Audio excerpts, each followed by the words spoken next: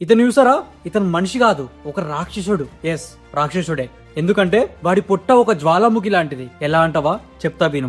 ఈయనే మిచ్చల్ లాటిటో. చిన్నప్పుడు అతను పొరపాటున గాజు ముక్క తిన్నాడు. అదేంటో గాని గాజు ముక్క తిన్నాక వాడికి మజా వచ్చింది. అప్పుడు వాడికి అర్థమైంది, అరే నేను ఏదైనా తినగలరా అని. అందుకే తర్వాత కొంచెం కొంచెంగా ఇనుము కూడా ట్రై చేశాడు. ఇక్కడ షాక్ ఏంటంటే అది డైజెస్ట్ అయింది. డాక్టర్స్ ఇన్వెస్టిగేట్ చేస్తే ఒక షాకింగ్ ట్రూత్ బయటపడింది. వాడికి ఒక రేర్ కండిషన్ ఉంది, దాని పేరు పైకా.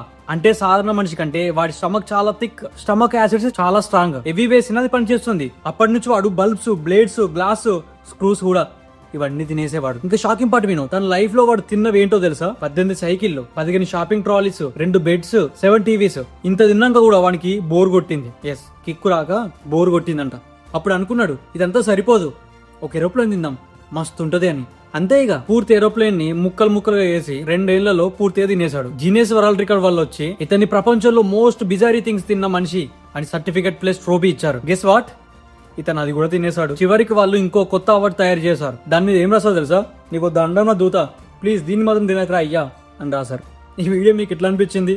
మీరేమైనా వింత ఏదైనా తిన్నారా చిన్నప్పటి నుంచి? కింద కామెంట్లో చెప్పండి. అండ్ ఈ వీడియో మీకు నచ్చినట్లయితే ఒక్క లైక్ చేసుకోండి, చాలంతే.